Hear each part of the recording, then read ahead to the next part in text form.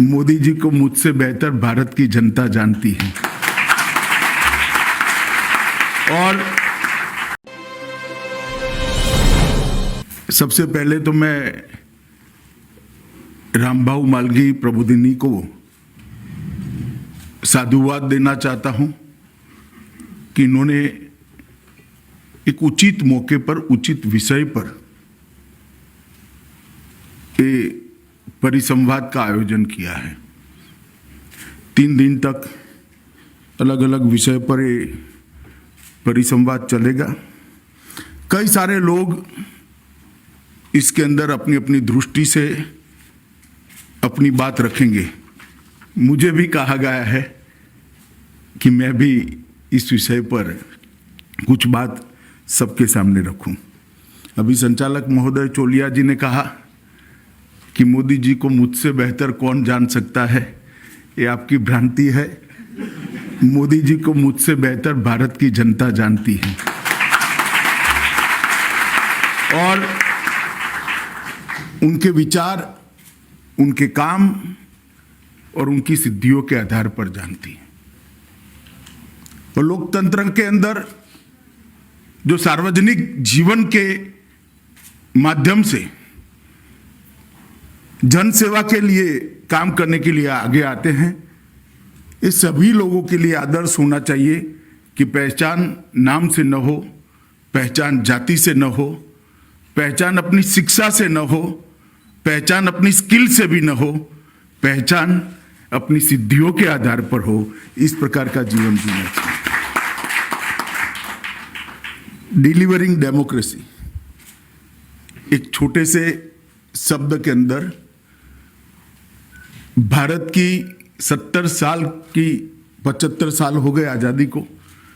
75 साल तक भारत की जनता की जो आशा थी, ये 1-2 शब्द के अंदर समाहित कर ली। जब हम आजाद हुए, हमारे देश की संविधान सभा बनी। संविधान सभा ने मल्टी पार्टी डेमोक्रेटिक सिस्टम को स्वीकार किया और बहुत सोच समझकर स्वीकार किया था। उचित फैसला था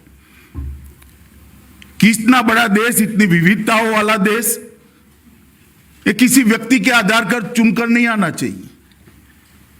मल्टी पार्टी डेमोक्रेटिक सिस्टम होनी चाहिए। हर पार्टी की एक आइडियोलॉजी होनी चाहिए। आइडियोलॉजी के आधार पर उसका चुनाव घोषणा पत्र बनना चाहिए। चुनाव घोषणा पत्र लेकर जनता के बीच में जाना चाहिए। उस पर जनमत प्राप्त कर पार्टी जिसको तय करे वो पार्टी का नेता हो और उसको देश चलाने का अधिकार हो। बहुत सोच समझकर हमने फैसला किया था। मगर 60 के दशक के उत्तरार्ध में और उसके बाद मैं बिल्कुल बेधड़क तरीके से कह सकता हूं 2014 तक देश की क्या,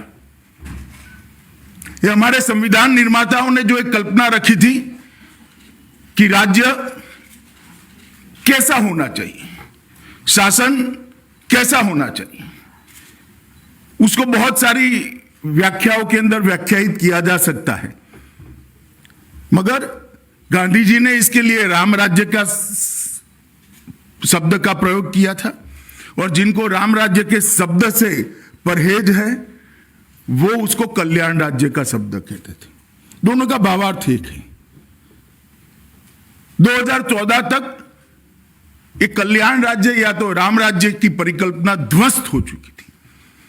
जनता के मन में एक आशंका आ गई थी कि कहीं हमारी बहुपक्षीय लोकतांत्रिक संसदीय व्यवस्था फेल तो नहीं हो गई है, वो परिणाम नहीं दे रही है, तो आगे क्या होगा, किस प्रकार से होगा। मगर भारत की जनता का भी धैर्य बहुत बड़ा है और क्यों न हो, ढेर सारी चीजों को सहन करते करते करते एक राष्ट्र के नाते आज हम यहां तक पहुंचे हैं। बड़े धैर्य से जनता ने फैसला दिया और प्रधानमंत्री नरेंद्र मोदी को 30 साल के बाद पूर्ण बहुमत के साथ इस देश का शासन सौंपा। पहली बार किसी गैर कांग्रेसी दल की पूर्ण बहुमत की सरकार बनी। एक महीने में पहली बार भारतीय जनता पार्टी को पूर्ण बहुमत मिला और पहली बार कांग्रेस आइडियोलॉजी के बाहर के लोगों को सत्ता करने का मौका मिला स्वतंत्र रूप से।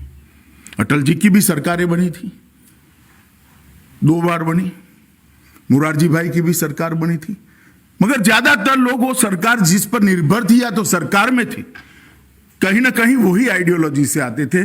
शुद्ध रूप से भारतीय जनता पार्टी की सरकार नरेंद्र मोदी जी के नेतृत्व में हुई और 7 साल से चल रही है। मगर मैं आपको थोड़ा पीछे ले जाना चाहता हूं। किसी भी व्यक्ति का आज का स्वरूप देखना है तो उसके आज के स्वरूप के आधार पर आकलन नहीं करना चाहिए। आज के जगह पहुंचने के पहले कितना बड़ा तपस्या, संघर्ष, त्याग, मेहनत कर वो वहां पहुंचा है, उसको थोड़ा देखना चाहिए। मोदी जी के संगठन के काम और संगठन के बारे में, उनकी संगठन क्षमता के बारे में मैं कोई कहना नहीं चाहता, क्योंकि ये आज का विषय भी नहीं। परंतु 2000 की साल में 2001 में भारतीय जनता पार्टी ने एक फैसला किया कि श्री नरेंद्र मोदी गुजरात के मुख्यमंत्री होंगे। भाइयों बहनों, मैं आपको एक बात कहना चाहता हूं कि शायद ही देश में कोई ऐसा सफल मुख्यमंत्री होगा जो मुख्यमंत्री बनने के पहले पंचायत का चुनाव भी न लड़ा हो, जिसको एक गांव चलाने का अनुभव भी नहीं था। और यहां बहुत सारे लोग बैठे हैं जिसको कहते हैं बहुत बड़ी बड़ी डिग्रियां, कोई ऐसी बहुत बड़ी डिग्री ही नहीं थी। नरेंद्र मोदी जी एमए है, कोई मैनेजमेंट या गवर्नेंस इस तरह विषयों से बिल्कुल अभिनग्न एक आदमी एक राज्य का मुख्यमंत्री बन गया। और उस वक्त जब ये राज्य सबसे बड़े संकट में था, एक बहुत बड़े विनाशकारी भूकंप के बाद खड़ा होने का प्रयास कर रहा था। और नरेंद्र भाई जब गुजरात राज्य के मुख्यमंत्री बने, तब उन्होंने पूरी स्थिति को समझने का, देखने का प्रयास चालू किया और उन्होंने कई सारे बदलाव लाने का भी प्रयास किया। उस वक्त कोई नहीं मानता था कि नरेंद्र भाई एक सफल मुख्यमंत्री होंगे। बहुत सारा काम उन्होंने गुजरात के अंदर किया, पारदर्शिता पर काम किया, जिसको आप रिफॉर्म कहते हैं, ये सुधार पर काम किया। मगर उनकी रिफॉर्म की व्याख्या आपकी बुकलेट में जो है वो नहीं है। जो परिस्थिति को बदल सकते हैं उसको रिफॉर्म कहते हैं। जो बदलाव सिस्टम मतलब एडमिनिस्ट्रेशन की स्थिति को, पद्धति को बदले उसको रिफॉर्म नहीं कहते हैं। जो जमीन पर परिस्थिति को बदले उसको रिफॉर्म कहते हैं। शायद रिफॉर्म शब्द अपने आप में रिफॉर्म की व्याख्या को भाषांतर की दृष्टि से मैं कहूं तो व्याख्यायित नहीं करता है, मगर रिफॉर्म परिस्थिति को बदलने के लिए है, पद्धति को बदलने के लिए नहीं होते हैं। और वो नरेंद्र मोदी जी बहुत भली भांति जानते थे और उन्होंने बहुत सारे रिफॉर्म भी किए। आर्थिक शिस्त लाने का भी प्रयास किया। जीरो डेफिसिट बजट बहुत साल के बाद श्री नरेंद्र मोदी जी ने दिया और उन्होंने वहां पर सबसे बड़ी बात थी सर्वस्पर्शीय सर्वसमावेशक विकास की शुरुआत की। ये 2 शब्द बहुत महत्वपूर्ण हैं। विकास की परिधि ऐसी होनी चाहिए जो सर्वसमावेशक हो और विकास की रीच ऐसी होनी चाहिए जो सर्वस्पर्शी हो, हर व्यक्ति तक पहुंचे, अंतिम व्यक्ति तक पहुंचे और सबको समाहित करे। इस प्रकार का विकास का एक मॉडल उन्होंने करने की शुरुआत की। और कोई भी विकास के लिए सबसे बड़ी जरूरियात होती है शिक्षा की।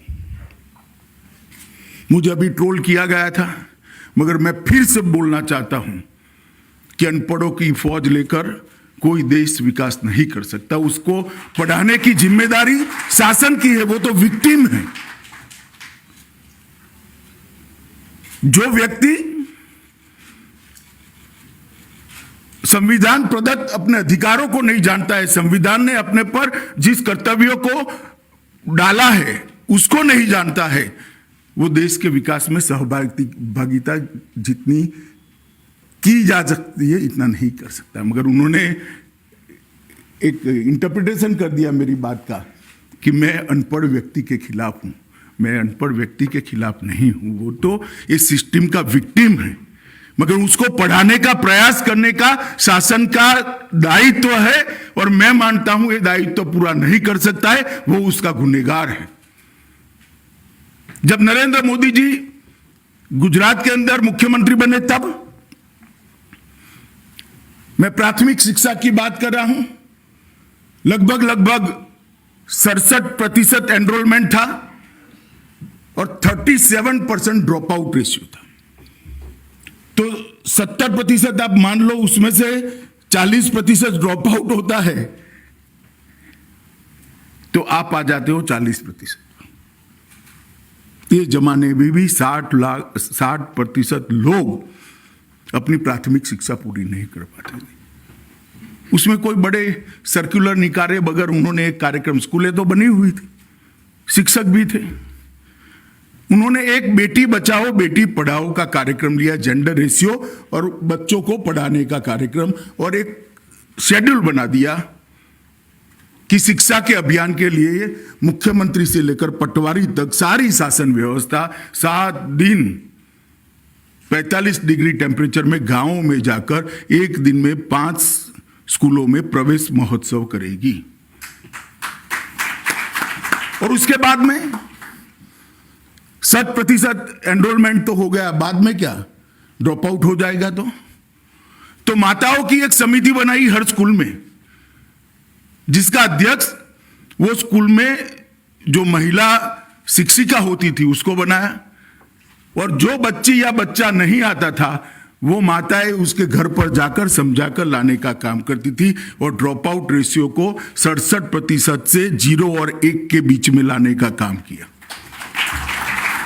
और जब ये उपक्रम 6 साल तक स्थायी हुआ, उसमें गुणवत्ता पर जोर देने के लिए गुणोत्सव नाम से एक कार्यक्रम किया, जिसमें सारे लोग जाकर प्राथमिक शाला जो है सरकार की, जिसकी गुणवत्ता के लिए बहुत सारे सवाल उठाए जाते थे, उसकी गुणवत्ता को ऊपर उठाने के लिए बहुत बड़ा प्रयास किया गया, और धीरे धीरे देखते हुए आमूलचूर परिवर्तन हुआ।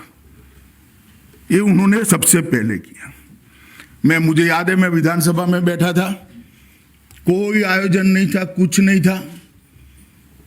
एक विधायक खड़ा होकर बोला कि मोदी जी, और ये कोई मोदी जी को पर्सनली नहीं था, सालों की समस्या थी। उन्होंने कहा, मोदी जी, मैं गुजराती में बोलता हूं, वारू वक्ते तो लाइट आवे वो करो, मतलब शाम के भोजन के वक्त बिजली रहे इतना तो करिए आप, वो 2 घंटा रहे। अब जवाब देना था मुख्यमंत्री जी को, राज्यपाल महोदय के अभिभाषण पर चर्चा थी। जवाब में उन्होंने कह दिया कि पूरे गुजरात में मैं 24 घंटे बिजली दूंगा। और उस वक्त मुझे ठीक याद है, मैं भी अचंभित था। भाषण समाप्त होने के बाद उनके ऑफिस में गया था, लीडर ऑपोजिशन उनको मिलने आया, अमर सिंह भाई चौधरी, जो इंजीनियर थे और बिजली विभाग में ही काम कर रहे थे पहले। उन्होंने कहा, नरेंद्र भाई, आपने ये गलत स्टेटमेंट कर दिया कि इम्पॉसिबल है, असंभव है, हो ही नहीं सकता। नरेंद्र भाई ने कहा, मेरी इच्छा थी, मैंने बोल दिया, ईश्वर मदद करेगा, रास्ता ढूंढेंगे, मुझे लगता है हो जाएगा। और मित्रों, उन्होंने एक नया रास्ता निकाला, एग्रीकल्चर ग्रिड और जो घरों में बिजली देने वाली ग्रिड है, दोनों को पूरे देश के अंदर अलग किया, और आज पूरे देश भर में सबसे पहले 24 घंटा बिजली मिलने का काम हमारे गुजरात के अंदर शुरू हुआ। एक भी गांव ऐसा नहीं जहां 24 घंटा बिजली नहीं हुई, और बिजली जाते ही ढेर सारी समस्याओं का समाधान हो गया। गांव के अंदर स्वास्थ्य सेवाएं सुधरी, उनका जीवन स्तर ऊपर आया। गांव के अंदर से पलायन जो शहर की ओर होता था वो पलायन अटक गया। गांव के अंदर छोटे छोटे बिजनेस शुरू हो गए। पहले ट्रैक्टर रिपेयर करने वाले का कारखाना कहो या छोटा सा वर्कशॉप कहो, वो तहसील सेंटर पर ही होता था। अब गांव के अंदर होने लगा। आइसक्रीम की दुकानें ही नहीं लगती थी, बिजली जाते ही आइसक्रीम पिघल जाता था। आइसक्रीम की दुकानें लगने लगी, लोगों को वहां पर भी ऐसे ढेर सारे, आप कल्पना ही नहीं कर सकते। गुजरात के गांवों में आमूल चूर परिवर्तन केवल और केवल बिजली के कारण आया, मगर ये किसी की सोच नहीं थी, ना किसी का विचार था। कृषि को भी विकास के साथ जोड़ना चाहिए, तभी ही विकास परिपूर्ण होता है। भारत देश में कोई भी अर्थशास्त्री अगर ये सोचता है कि हम कृषि को साइड पर रखकर विकास कर पाएंगे तो ये संभव नहीं है, क्योंकि सबसे बड़ी रोजगारी का जरिया ही आज भी कृषि है। देश की 70% आबादी कृषि पर निर्भर है। नरेंद्र भाई ने कृषि की समस्याओं को एड्रेस करने के लिए कृषि महोत्सव शुरू किया। किसान बीज लेने के लिए सरकार के वहां जाता था, सरकार बीज देने के लिए उसके यहां पहुंच गई। किसान कोई भी योजना के लिए तहसील और जिले में धक्के खाता था, सरकार उसके यहां पर। गुजरात के 19,000 गांवों के अंदर पूरी सरकार पहुंचकर उसको जो सरकार को देना था किसान को, वो एक ही समय अखात्रीज के दिन देना, इस प्रकार की व्यवस्था करी। वो यात्रा अखात्रीज से लेकर 11 दिन चलती थी। हमारे यहां गुजरात में कृषि की शुरुआत अक्षय तृतीया के दिन करते हैं और उसी दिन से किसान अपनी तैयारी करता है। तो कृषि महोत्सव किए, लगभग 10 साल तक चले। और मैं आपको कहता हूं, किसी भी राज्य ने उस जमाने में, 2000 की बात करता हूं, कंटिन्यूअसली सातत्यपूर्ण तरीके से 10 साल तक 10% एग्रीकल्चर ग्रोथ रेट अचीव नहीं करा था। गुजरात ने 10 साल तक 10% एवरेज एग्रीकल्चर ग्रोथ रेट। दो, जैसे मैंने कहा, सर्वस्पर्शी और सर्वसमावेशक होना चाहिए। गुजरात में 2 क्षेत्र ऐसे थे। एक वन क्षेत्र था जहां हमारे आदिवासी भाई रहते थे, पहाड़ पर रहते थे, वनों में रहते थे, और दूसरा सागर किनारा गुजरात का बहुत बड़ा है और बॉर्डर का एरिया बहुत बड़ा है। तो 2 क्षेत्र के अंदर विकास नहीं पहुंचा था। ये 2 क्षेत्र के अंदर विकास को पहुंचाना बहुत जरूरी था, वरना हम कह ही नहीं सकते कि हमने सर्वस्पर्शीय सर्वसमावेशक विकास के मॉडल को स्वीकार किया है। इसलिए उन्होंने सागर खेडू योजना, वन बंधु कल्याण योजना, 2 योजनाएं लाए और व्यक्ति, गांव, क्षेत्र और फिर राज्य, 4 प्रकार के विकास के कार्यक्रम दिए, जो व्यक्ति को भी एम्पावर करता था, गांव की सुविधाओं को पूरा करता था, और एजुकेशन और हेल्थ के बारे में क्षेत्र की सुविधाओं को पूरा करता था, और वो राज्य के विकास के अंदर कंट्रीब्यूट करता था। ये सभी योजनाओं का अध्ययन करने वाले लोगों के लिए ये मॉडल अध्ययन करने जैसा है। आज भी उपलब्ध है गुजरात सरकार की साइट पर, वन बंधु कल्याण और सागर खेडू कल्याण योजना। इसका एक बार अध्ययन करिए आप।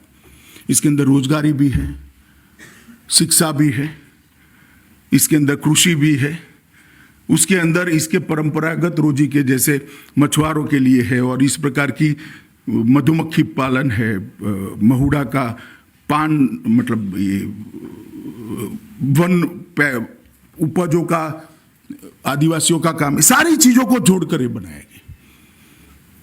और ये 2 योजनाओं को उन्होंने ट्रस्ट का विषय बनाया। और आजादी के बाद, संविधान बनने के बाद, गुजरात एक ऐसा राज्य है जो आदिवासियों को संवैधानिक अधिकार दिया है कि जितनी उनकी आबादी है उतना प्रतिशत बजट का आवंटन उनको हो। कहीं पर नहीं होता था। सबसे पहले गुजरात में नरेंद्र मोदी जी ने आबादी के अनुपात में आदिवासियों के विकास के लिए पैसा वन बंधु कल्याण योजना के तहत, और बड़े परिणामलक्षी दोनों योजनाएं हुई, और गुजरात का विकास के अंदर बहुत बड़ा ये 2 योजनाओं ने योगदान किया। कई सारे नए प्रयोग भी करे। गुजराती को प्राधान्य देने के लिए ઝવેરચંદ મેઘાણી की जन्म जयंती के दिन वांचे गुजरात, मतलब गुजरात पढ़े, ऐसे कार्यक्रम से बच्चों को पुस्तक की ओर आकर्षित करने का कार्यक्रम किया। मैं मानता हूं सभी ने कार्यक्रम को जानना चाहिए, देखना चाहिए, समझना चाहिए और अपने अपने जहां पर भी हम काम करते हैं उसको प्राधान्य देना चाहिए। बच्चे इतना ही पढ़ते हैं कि जितना उसको एग्जामिनेशन के लिए जरूरी है। शायद वो पढ़ाई लिखाई तो सफलता से कर लेंगे, मगर अच्छा नागरिक बन पाएंगे क्या? पढ़ाई लिखाई का व्याप अपनी एग्जामिनेशन के दायरे में नहीं लाना चाहिए। देश और दुनिया को जानना चाहिए, देश की संस्कृति, देश का इतिहास, आज की दुनिया में चलती हुई सारी हलचल और हमारे संस्कृति से साथ जुड़ी हुई अनेक चीजें जब तक व्यक्ति नहीं पढ़ता है वो पढ़ाई लिखाई परिपूर्ण नहीं मानी जाएगी। उन्होंने वांचे गुजरात कार्यक्रम किया, चिल्ड्रन यूनिवर्सिटी का एक्सपेरिमेंट किया, ढेर सारे एक्सपेरिमेंट है जो कि ये इस प्रकार के नए प्रयोगों के कारण भी एक प्रकार का प्रकाश का आलय बनता गया और गुजरात के अंदर विकास की नई शुरुआत देखने को मिली। और 2013 आते आते 12 आते आते गुजरात के अंदर जो विकास हुआ है उस मॉडल की चर्चा देश भर के अंदर हुई, देश भर के अंदर हुई और सभी लोगों को लगा कि यही रास्ता हो सकता है। सभी लोगों को लगा कि गुजरात में होता है तो देश में क्यों नहीं हो सकता है। और 2014 का चुनाव आया। 2014 के चुनाव में यहां पर कैसी सरकार थी?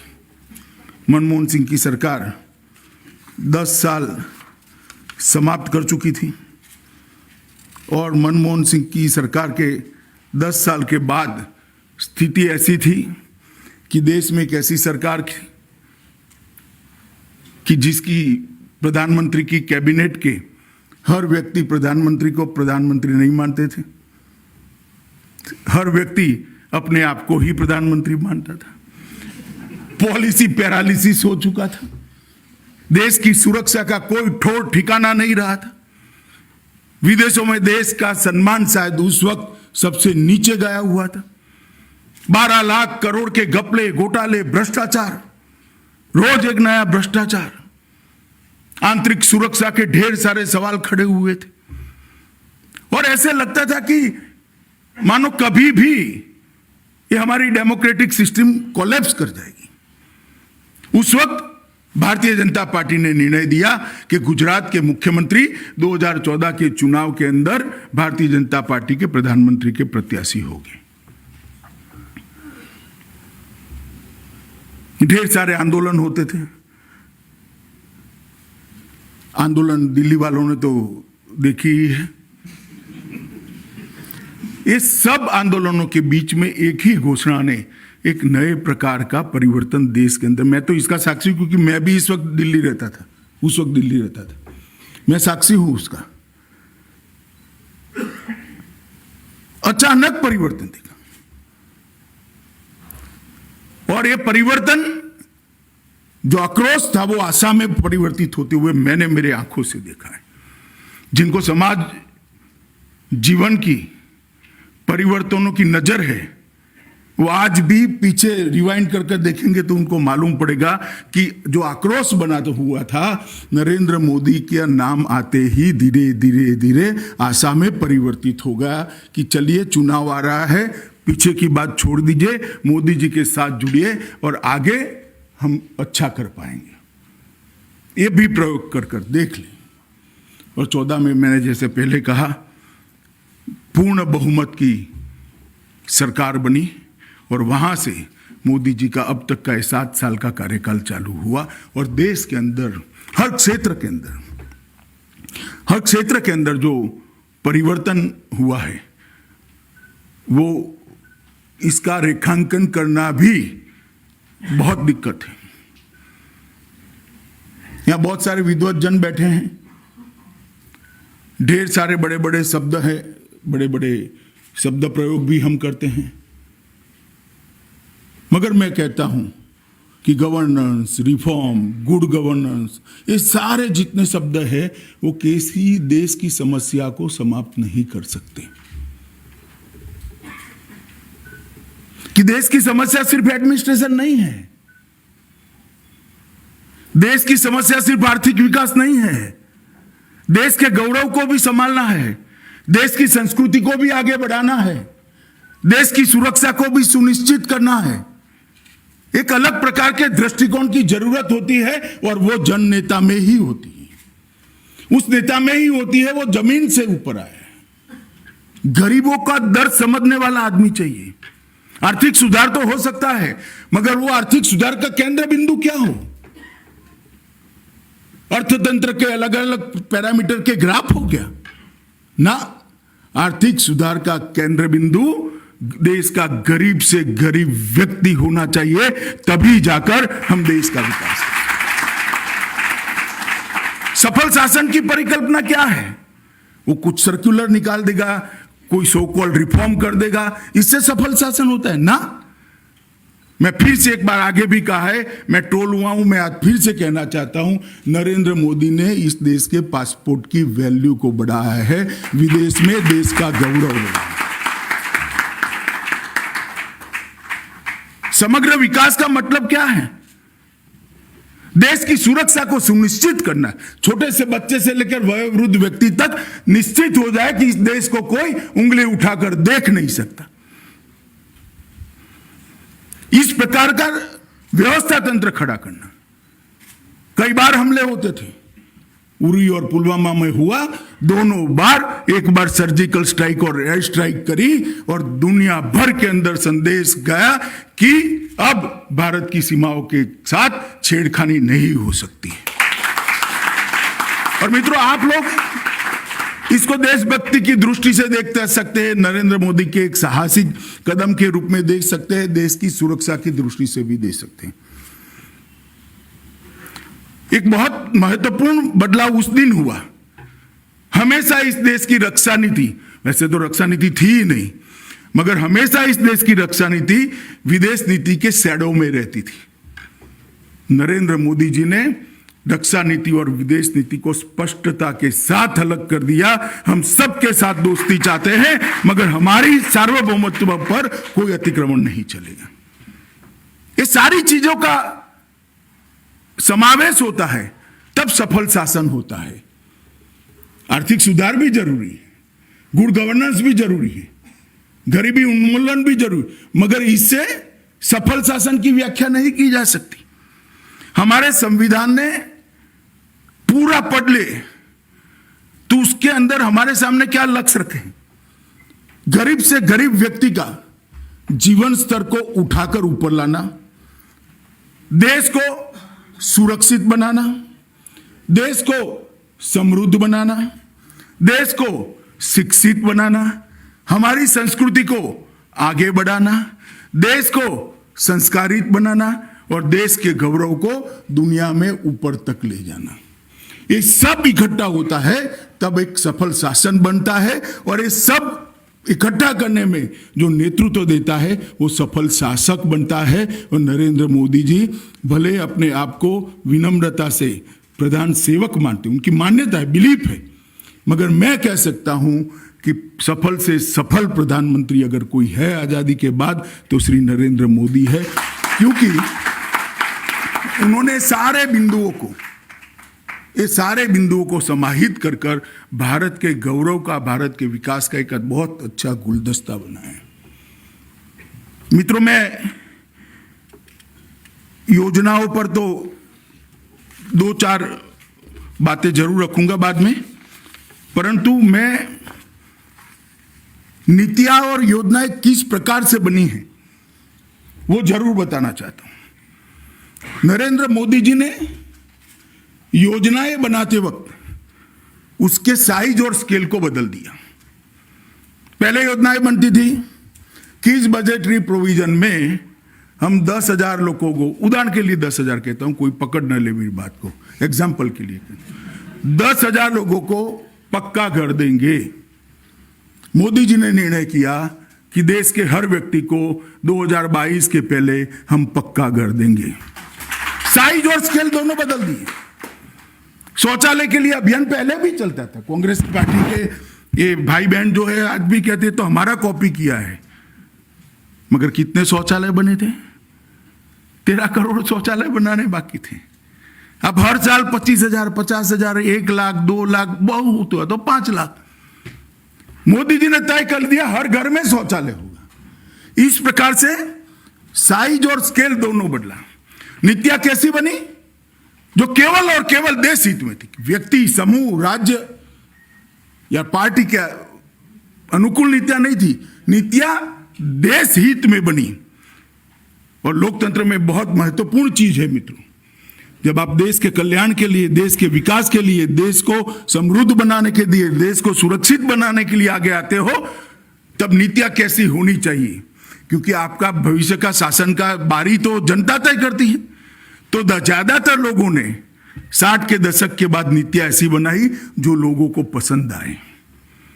नरेंद्र मोदी जी ने लोगों को पसंद आए ऐसी नीतियां नहीं बनाई, लोगों के लिए अच्छी हो ऐसी नीतियां बनाने का काम करा, डरे बगैर काम करा।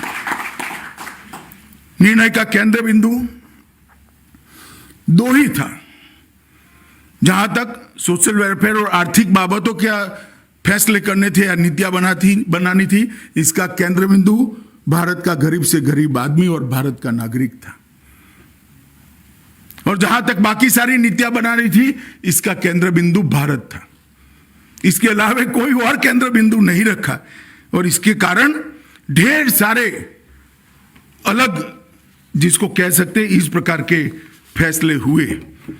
मैं बहुत हरीडली, क्योंकि मुझे दिया हुआ समय समाप्त होने जा रहा है, मगर बहुत हरीडली मैं कहना चाहता हूं कि नरेंद्र मोदी जी ने कुछ फैसले बहुत कठोरता से, नोटबंदी का फैसला, सारे लोग खिलाफ थे। यूपी का चुनाव सर पे था, हमें भी मालूम था, ऐसा नहीं था कि हम नहीं जानते थे। यूपी जैसे बड़े राज्य का चुनाव आ रहा है जहां भारतीय जनता पार्टी की जीतने की संभावना है, मगर धड़ल्ले से नोटबंदी का फैसला लिया। मुझे देश को अब ई पेमेंट की ओर ले जाना है और ए ब्लैक मनी को हम दूर कर रहेंगे। ढेर सारे फैसले, एक नोटबंदी नहीं, ढेर सारे आनुषंगिक फैसले, मगर मैं सब बता नहीं सकता। और उसको भुनाने का एक कम्युनिस्ट, कांग्रेस, ममता, सपा, बसपा, सारे लोगों ने प्रयास किया, मगर जब यूपी का चुनाव समाप्त हुआ, सुपड़ा साफ हो गया। जनता मोदी जी के साथ खड़ी रही, क्योंकि इसमें मोदी जी का कोई स्वार्थ नहीं था, कोई स्वार्थ नहीं था। इसके बाद 3 तलाक की समाप्ति का फैसला।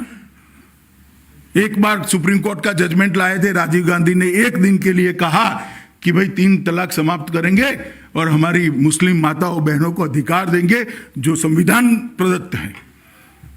दूसरे ही दिन जैसे ही फोन आने शुरू हुए, भाषण करने वाला बदल गया। पहले आरिफ मोहम्मद खान साहब ने भाषण किया था, फिर अब्दुल रहमान अंतुले ने भाषण किया और फैसला उलट दिया। मगर मोदी जी ने 3 तलाक पर फैसला भी लिया, इस पर डटे हैं और आज देश की करोड़ों मुस्लिम महिलाओं को अधिकार देने का काम। 1 रैंक 1 पेंशन,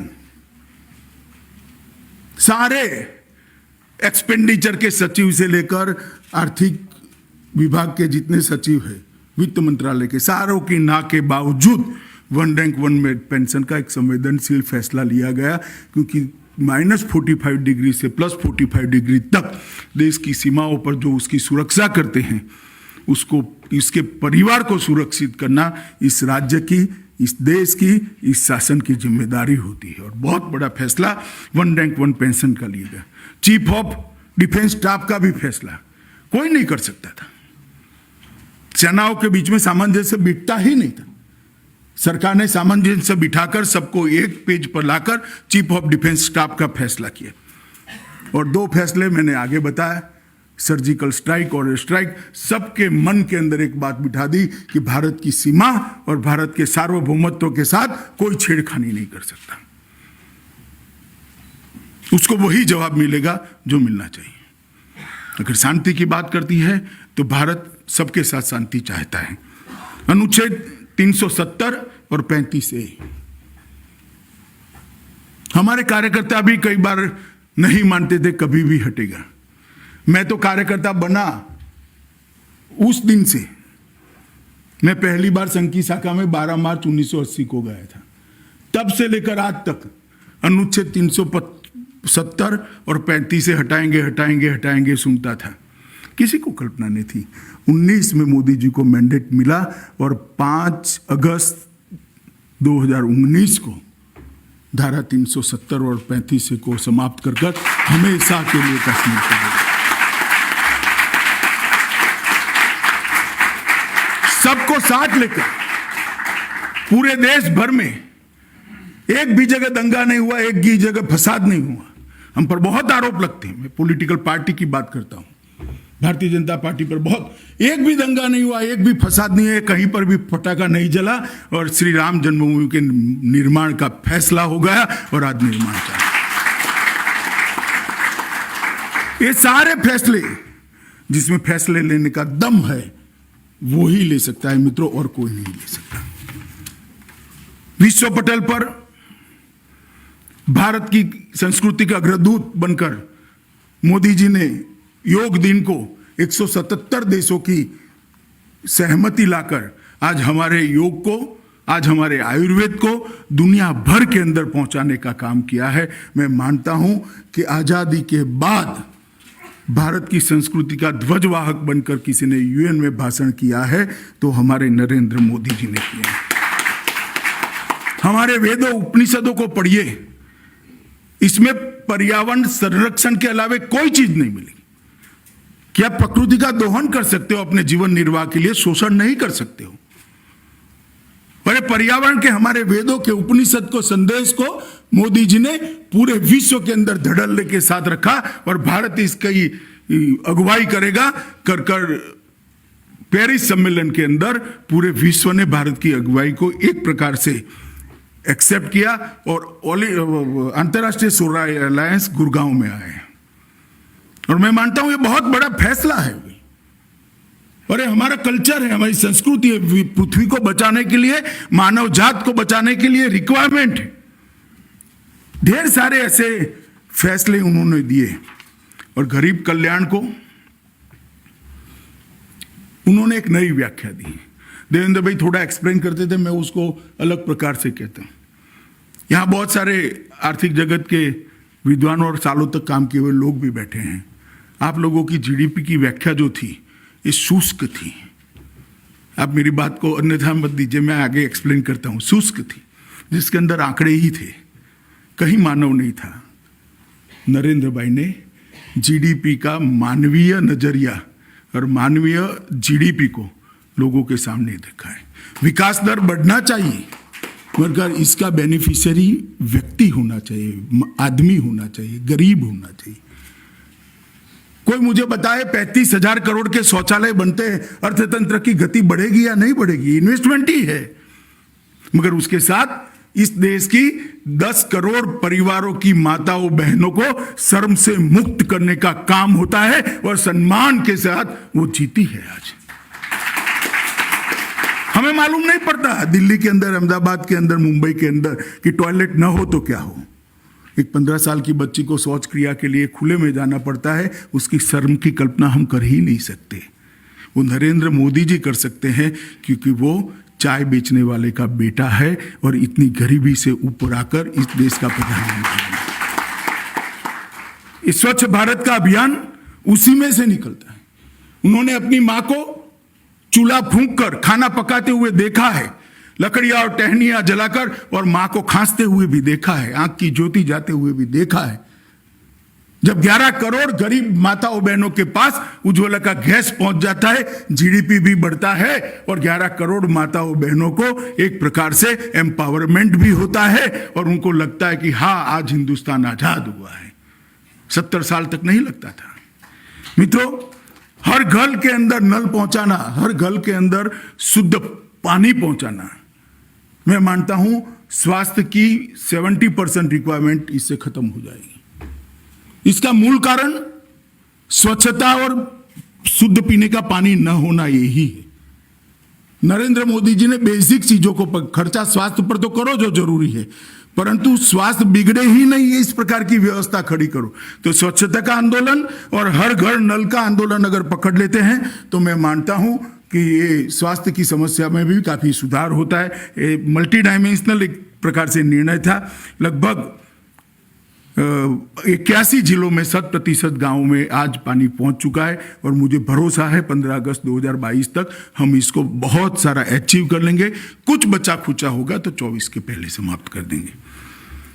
18,000 गांव ऐसे थे जहां बिजली ही नहीं पहुंची थी, खंभा ही नहीं था। मैंने कहा ना, टुकड़ा टुकड़ा टुकड़ा पॉलिसी थी। 50 गांव, 100 गांव, 20 गांव जोड़ते जाते थे। 20,000 गांव समाप्त हो गए जो आइलैंड पर थे, वो सब मिलाकर 20,000 गांव, 18,000 स्थापित गांव। मगर हर घर में बिजली नहीं थी। मोदी जी ने एक अभियान लिया, हर घर में बिजली पहुंचेगी। हर बच्चे को अपने एग्जामिनेशन देने का अधिकार है। हर बूढ़े बाप को बीमारी में पंखे के साथ सोने का अधिकार है। और आज अगर 75 साल के बाद भी हम बिजली नहीं दे सकते हैं तो ये गरीब के लिए तो आजादी के कोई मायने ही नहीं है। हर घर में बिजली पहुंचाई, 2 करोड़ लोगों को आवास देने का काम किया। और मैं आपको विश्वास के साथ कह सकता हूं 2022 15 अगस्त के पहले हर व्यक्ति को घर देने का काम समाप्त हो जाएगा। 60 करोड़ गरीबों को प्रधानमंत्री आयुष्मान भारत योजना के तहत 60 करोड़ गरीबों को 5 लाख तक का सारा खर्चा आज सरकारें उठा रही हैं। इसका मतलब है 60 करोड़ लोग अपने बीमारी के खर्चे से, चिंता से मुक्त हो गए। कई सारे लोग अकारण मृत्यु होते थे, ना पैसा होता था ना वो चाहते थे। आज हर व्यक्ति को कम से कम अपने इलाज कराने का एक अधिकार नरेंद्र मोदी को दिया है।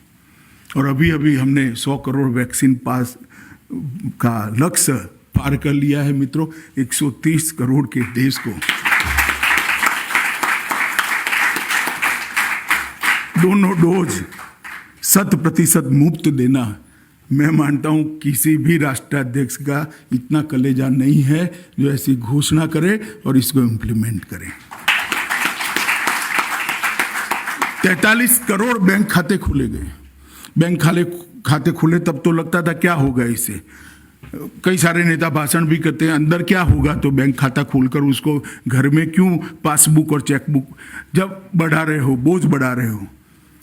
जब डायरेक्ट बेनिफिट ट्रांसफर स्कीम चालू हुई, विधवा सहाय का पैसा सीधा विधवा के बैंक अकाउंट में चला गया, वृद्ध सहाय का पैसा सीधा वृद्ध के घर में चला गया। कोरोना आया, 20 करोड़ माताओं को 500 रुपया हर महीने दिया नरेंद्र मोदी जी ने, दिव्यांगों को दिया। जब सीधा इसके अकाउंट में चला गया, बिचौलिया ही नहीं बचा, आधा पैसा लोग खा जाते थे उससे बचे, तब मालूम पड़ा कि जनधन योजना क्या है। इस देश में 60 करोड़ लोग ऐसे थे जिसका इसके देश के अर्थतंत्र के साथ जुड़ाव ही नहीं था। 43 करोड़ खाते खुलने के बाद इसका अर्थतंत्र के साथ जुड़ाव हुआ है। और मित्रों मानता हूं बहुत अब तक 19 लाख करोड़ रुपया डायरेक्ट बेनिफिट ट्रांसफर स्कीम के तहत लोगों के घर में पहुंच गया है। और 80 करोड़ लोगों को कोरोना के अंदर 1.5 साल तक मुफ्त पर व्यक्ति 5 केजी गेहूं या चावल देने का काम कर कर इस सरकार ने मानवता कैसी होती है इसका। सुरक्षा के मामले में भी बहुत सारे निर्णय हुए जो सालों से पेंडिंग थे।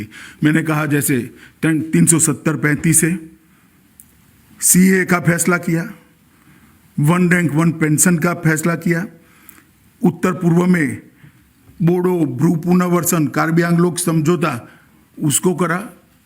नक्सलवाद को भी 3 दशक में पहली बार मृतकों की संख्या को 200 के नीचे लाने का काम हुआ है। और किसानों के लिए स्वामीनाथन आयोग की सिफारिश को उनकी जो एमएसपी है उसको उनके खर्च से 50% ज़्यादा तक ले जाने का काम किया। और इस देश के सारे किसानों को हर साल 6,000 रुपया मोदी जी भेजते हैं। अब मुझे कई लोग कहते हैं 6,000 रुपये में क्या होगा। मैं हंसता हूँ उनके सामने, क्योंकि भैया तेरे लिए 6,000 रुपया एक डिनर की कॉस्ट है। मैं समझ रहा हूँ आप ये जो सवाल मुझे किसानों के हमदर्द बनकर पूछ रहे हो। इस देश में 60% किसान ऐसे हैं जिनके पास 1.5 एकड़ से कम भूमि है, और 1.5 एकड़ की खेती के लिए इसकी इनपुट कॉस्ट 6,000 से ज़्यादा नहीं है। तो पूरी इसकी इनपुट कॉस्ट मोदी जी भेज रहे हैं। इन लोगों ने ऋण माफ करने की व्यवस्था की डिमांड की और व्यवस्था करते थे, हमने ऋण न लेना पड़े इस प्रकार की व्यवस्था करने का काम। ये दृष्टिकोण में अंतर है, ये अलग प्रकार का दृष्टिकोण है। इंश्योरेंस, डिफेंस, कई क्षेत्रों के अंदर बहुत बड़ी सूची है, मैं इसमें जाना नहीं चाहता। काला धन के लिए या रिफॉर्म के लिए इसके अंदर एफडीआई को खुला किया। ऑर्डिनेंस फैक्ट्री बोर्ड का 7 कंपनियों में विभाजन कर कर इस देश को मैन्युफैक्चरिंग का, मतलब डिफेंस मैन्युफैक्चरिंग का हब बनाने का प्रयास किया। सहकारिता मंत्रालय का गठन किया, इससे भी बहुत बड़े परिवर्तन आने वाले दिनों में आने वाले हैं। मित्रों, इन्होंने एक नई शुरुआत करी पॉलिसी बनाने की। जैसे इस देश में पहले कभी ड्रोन पॉलिसी की चर्चा ही नहीं हुई थी। अंतरिक्ष को हमने इसरो के भरोसे छोड़ा हुआ था। तो ड्रोन के लिए, स्पेस के लिए, माइनिंग के लिए, कोल माइनिंग के लिए पीआईएल का पॉलिसी, जो एक्सपोर्ट में जहां हम पिछड़ रहे हैं, उत्पादन नहीं होता है, मैन्युफैक्चरिंग नहीं होता है। एग्रीकल्चर के लिए इंटीग्रेटेड एग्रीकल्चर का approach, blue revolution, white revolution, green revolution को संयुक्त कर कर एक सुग्रथित कृषि विकास की योजना बनाना, इसके अंदर मधुमक्खी पालन जैसे भी छोटी छोटी चीज़ों को डाल दिया। नई शिक्षा नीति लाने का काम किया है, जो हमारी भाषाओं को भी महत्व देगी। यहाँ बहुत सारे लोग ऐसे होते हैं जो अपनी भाषा में शायद 1 घंटा न बोल पाए। मैं कोई टॉन्ट या तंज कसने नहीं आए, दुर्भाग्य की बात है जिस प्रकार से देश चला। मेरा आप सबसे आग्रह है, और मीडिया के माध्यम से देश भर के माँ बाप अपने बच्चों से अपनी भाषा में बात करें, इतना कर लीजिए, वरना हम भाषा बगैर करेंगे। भाषा रोजगारी का जरिया नहीं है, भाषा अभिव्यक्ति का जरिया है। भाषा रोजगारी का सिर्फ जरिया नहीं, रोजगारी का जरिया हो सकता है, दूसरी भाषा बच्चा सीख लेगा, मगर भाषा इस देश को समझने का जरिया है।